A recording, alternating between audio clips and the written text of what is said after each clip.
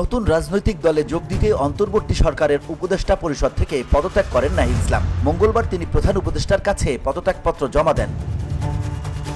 প্রধান উপদেষ্টা অধ্যাপক মোহাম্মদ ইউনূসের কাছে জমা দেওয়া পদত্যাগপত্রে তিনি লেখেন, রক্তক্ষয়ী গণঅভ্যুত্থানের পরে ছাত্র জনতার আহ্বানে সাড়া দিয়ে পরিবর্তিত নতুন বাংলাদেশ বিনির্মাণের দায়িত্ব গ্রহণ করার জন্য আপনার প্রতি বিশেষ কৃতজ্ঞতা।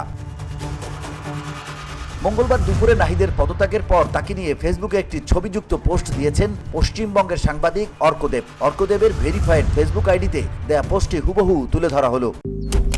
মালয়েশিয়ান প্রযুক্তিতে তৈরি অত্যাধুনিক cleaning machine modern vacuum cleaner যে কোনো ধরনের ধুলো ময়লাকে পরিষ্কার করে ঘরকে করে তুলুন চকচকে ও আকর্ষণীয়।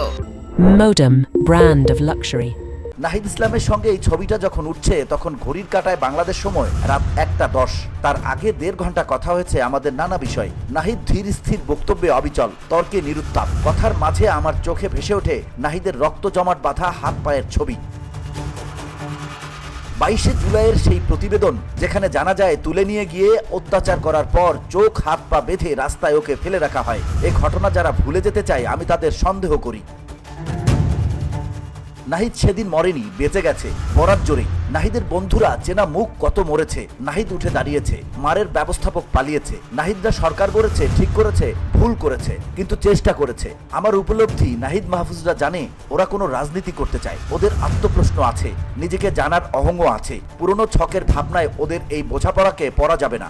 আজ সেই রাজনীতি, সেই ডিসকোর্স একটা অবয়ব চাইছে। নাহিদ তাই বেইলি রোডের বাংলো কনভয় ছেড়ে আজ থেকে আবার রাস্তায়, যে রাস্তায় ওকে চোখ বেঁধে ফেলে রেখে গেছিল RAB.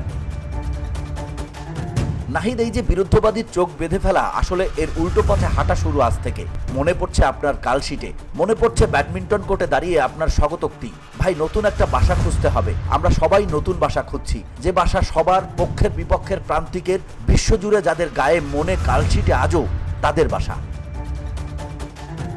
VOD Bangla news desk.